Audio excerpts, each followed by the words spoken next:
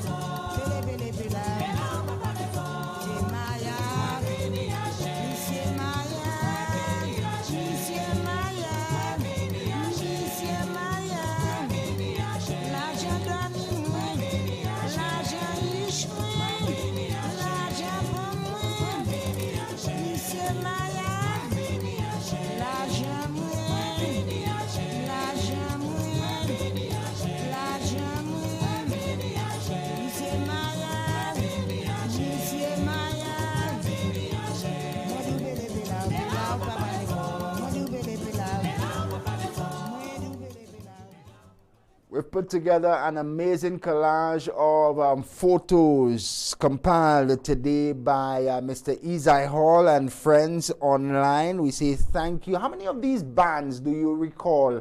And some of these legendary faces do you recall? We'll continue the collage in just a bit. But let's bring on another legend.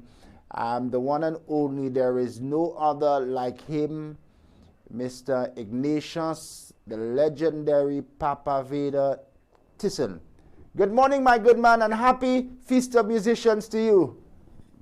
Many thanks to you, Mr. Lavon. Yes. That is my first official greeting for the day. Yeah. And I feel blessed to have received it and to have greeted you as well on this very important day. Nice to have the Invader. Let's put Invader on screen. Let's take me off screen. This is a real legend, and this is a moment that we have to treasure. The mask and all. There is nothing like an Invader without the mask. Tell us about today and the importance of this celebration to people like yourself and to all of our musicians. Well, today, 22nd November, is celebrated around the world as the Feast of St. Cecilia, the Feast of Musicians. And I believe that every real musician will look to today as a very special day. Although in St. Lucia, over the past few years, the St. Cecilia celebrations has been very low-keyed. But there are a few musicians who still take the festival quite seriously, and I'm one of them.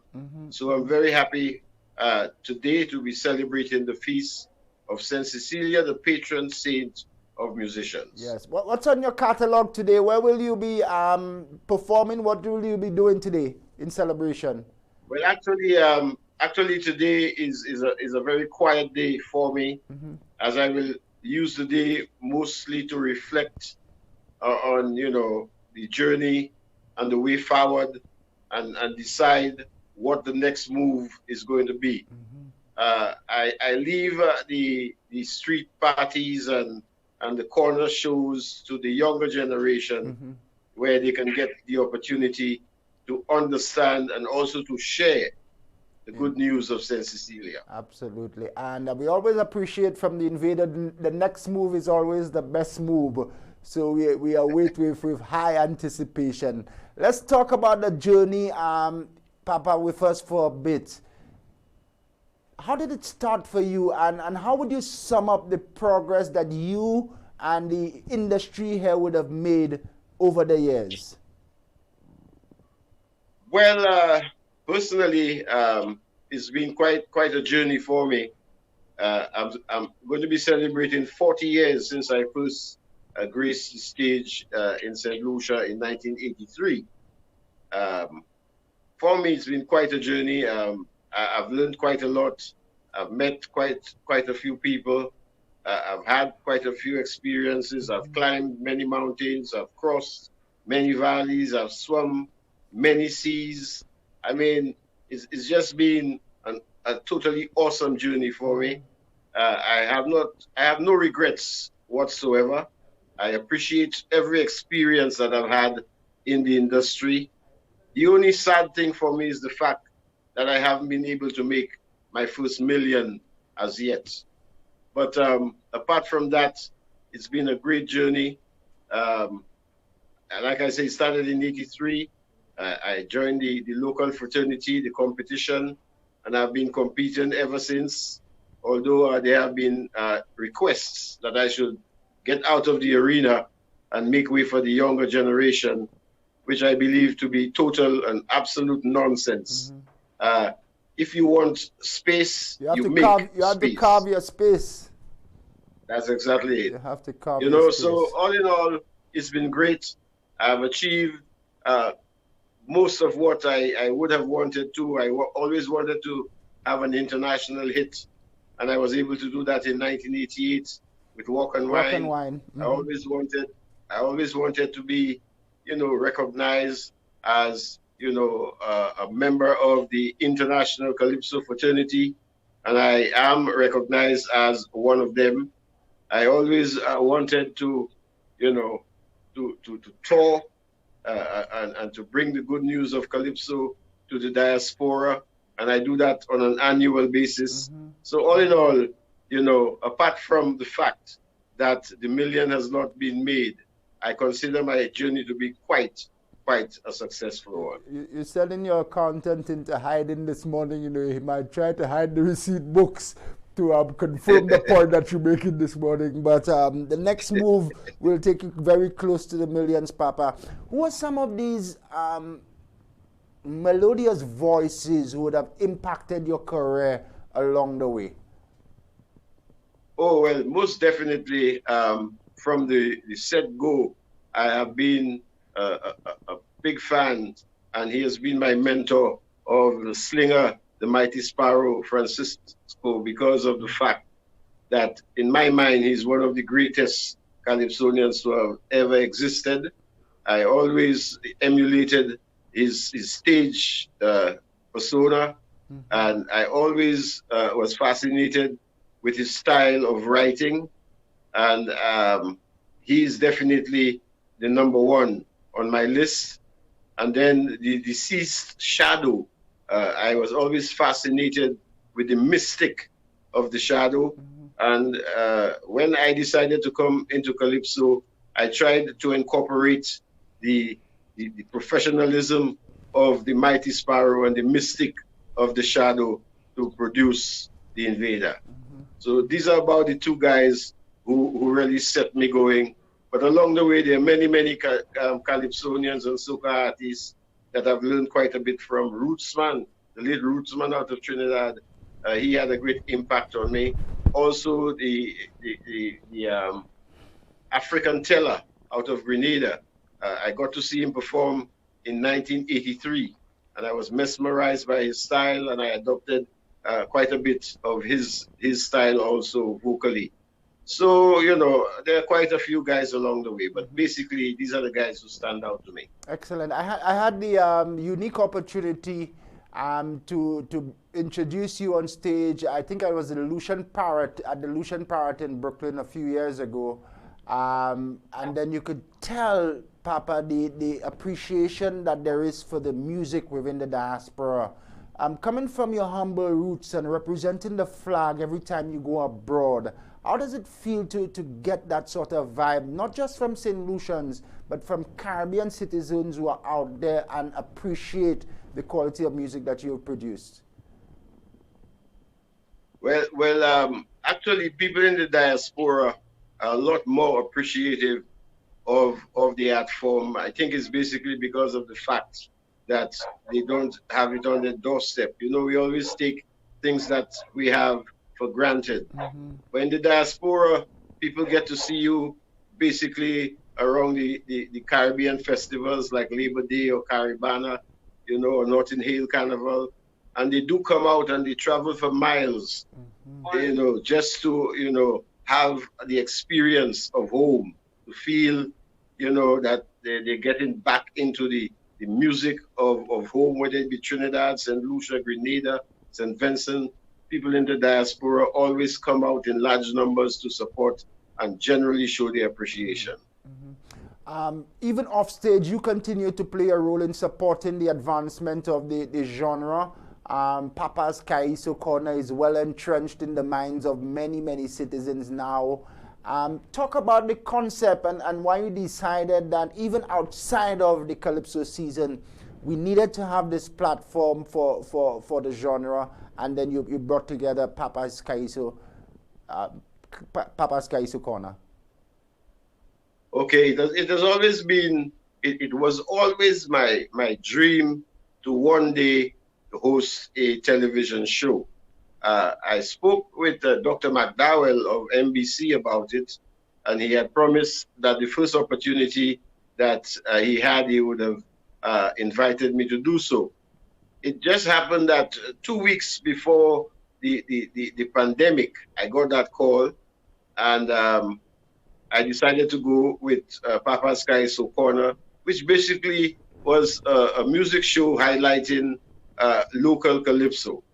And the plan was for it to be centered around the carnival, but of course, with the pandemic, you know, everything came to a halt, except the fact that I had that platform, and I decided to go ahead. And not surprisingly, but the fact that people were indoors because of the quarantine and because of the pandemic, that gave me, you know, a sort of a boost that might not have normally existed without that situation. And I stuck to it, and generally the show started to grow on people, and they started to look forward to the Saturday evening because, like I said, everybody was confined, and they really wanted something to do, and the corner was that the corner filled that void. Yes, yes. You know, so I've been doing it for 2 years, going into my third year now. When we started, a lot of people were skeptical. They thought that calypso was seasonal and that a show like that could not last. But then I told them the amount of history that there is around calypso, that this show could go on for decades. And just watch, it has left the corner. It's occupying a large stretch of road now. So that's evidence I could go on for a while. Last weekend you highlighted and awarded some of the movers and shakers over the years. Talk to us about some of the awardees and why was it important to give them their flowers now? Yes, sir. Well, actually, last weekend we staged our second annual St. Cecilia's Lifetime Achievement Awards. We did it the year before. And the reason behind it is basically because I felt that, you know, so many people who have contributed so much towards the development of the music industry in St. Lucia, not basically the singers or the players of instruments, but there's so many other people who have contributed in areas like providing the infrastructure for the shows, the stage, the lighting, the electricity. I mean, those who carry the chairs and people who generally, you know, and willingly assist in making sure that the industry has a good footing. And I thought it would be nice to celebrate those people, especially while they're alive, because there's been so much talk about the Dead Hero Society.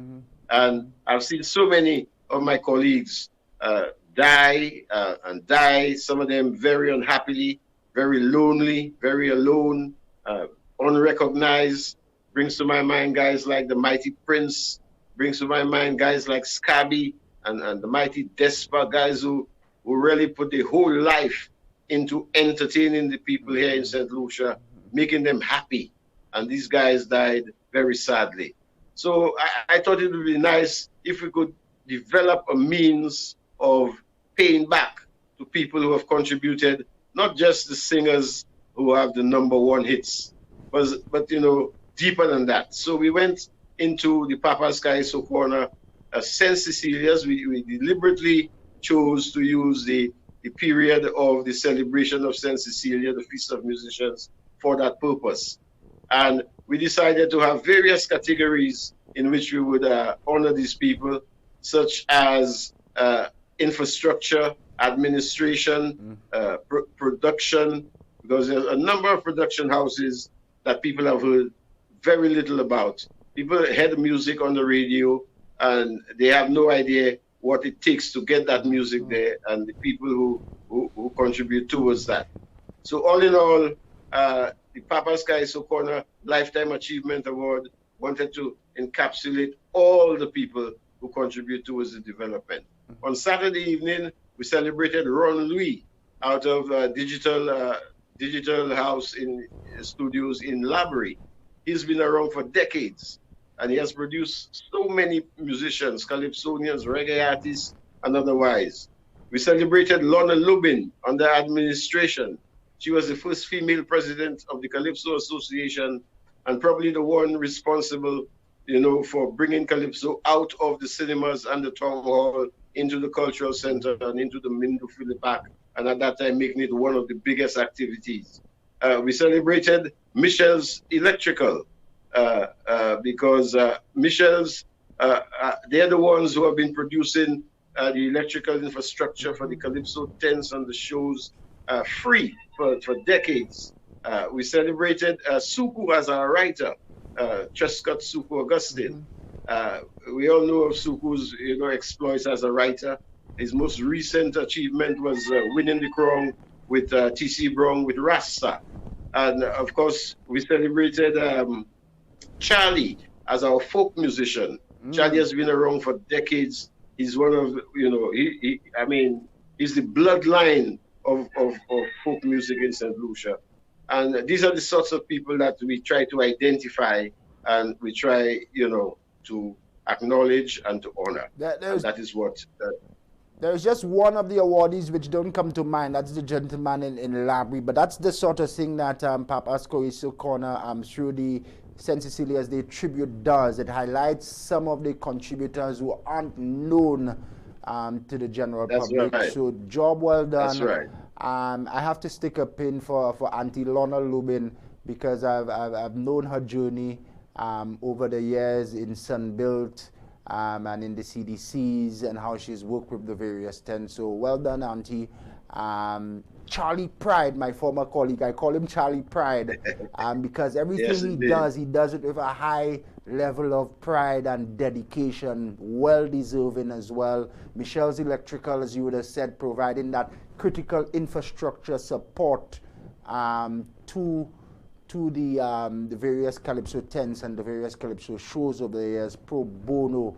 So all these flowers are well overdue and well placed. Well done to you, Vader, and to your team for that. Appreciate it. Yeah, appreciate it, my brother. As we wind down, Papa, you've had Calypso. It has sort of morphed into the soca, and now we see the Dennery segment. What do you see the future of the industry here? Well, like every other industry, it has to evolve, and whereas in the 80s, Calypso dominated the scene, like you rightfully said, it has now filtered down into various categories such as groovy soca, power soca, and now we see the emergence of the Dennery segment. All that I consider to be very good for the development of the art form. Calypso music will always have its place. You can see it whenever there is a veterans show. People still come out in large numbers to take in some of the vintage, nostalgic Calypso. That will always exist. As long as you keep producing good calypso, there will be a place for it. Likewise, the groovy soca is evolving with the younger generation. Lots of young people now are starting to get into the groovy soca. The power soca has its own element of excitement, which is around basically the carnival season. So I believe that calypso is safe in that calypso will always have a place, and whenever there's any production with regards to vintage calypso, it will be well supported. So I have no fear in that area. The Denry segment is also evolving. It's very exciting and it's new, but it will take some time for us to really realize the true value of the Denry segment as time goes on, and as they continue to keep developing it. I have my own take on the Denry segment. I have certain areas I believe that a lot of work needs to be done in order for the music to be sustained and for it to survive. But however, I wish every genre the very best, especially as today, as we celebrate the Feast of St. Cecilia. All practitioners of music, I wish them the very best, the players of instruments, those who provide the infrastructure, those in administration, all the production houses, the various studios, and the producers, and everyone who adds to the product of music here in St. Lucia. Excellent. Papa, perhaps on another occasion I can bring you back with Ronald Bohingson. I'm also thinking of Crispin Dovey and possibly Ian Sanchez or one of the younger producers, Courtney Louis, to talk about the whole transformation of music here. It will be a pleasure. Excellent. My pockets are not as deep as they used to be, but I want to invite you and encourage you to at least give us a slight performance. My preference would be Walk and Wine. I don't have much budget like before, but if you can grace us with a verse and a chorus, we'd really appreciate it on this St. Cecilia's Day. Are you talking about right now? Please, sir. All right. When I knew you, girl, you couldn't even talk, no. Is I hold your hand and teach you to walk? Teasing never seemed like your style, but now New York have you wild. I remember you were so shy. If a man did call you, you would have cried now. When you walk and whine. Girl, you walk and whining. Walk a happy St. Cecilia's Day to everybody. Nice to have you, and all the best to you. Thanks for coming on. Thank you, Shannon. Shannon LeBon. And that's a lot of tie you wearing, boy. That's a lot of mask you have.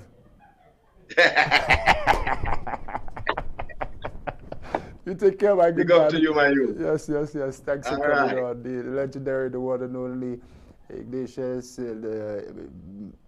Papa Vader Tyson coming on, my very special guest this hour. Still to come, Isai Hall will be here with us. Let's just get that greeting from Papa as we say goodbye. He was giving us a thumbs up there, but we've lost him. Papa, we'll talk again soon. All right. Let's head love. All right. Have a great day. You as well, and happy Feast of Musicians to you. Still to come, Isai Hall will be my very special guest. We'll take you down to Steve's Barbershop. If you don't know Steve's Barbershop, they always have a vibe on this day. And we'll take you down to Steve's Barbershop. St. Lucia Development Bank, they also have a special activity on Bridge Street. We'll take you down to enjoy some of the melodies there. And I'll have a special chat with Mr. Ian Sanchez. We're celebrating our musicians all day today here on the platform. Happy St. Cecilia's Day to you and yours, and happy holidays.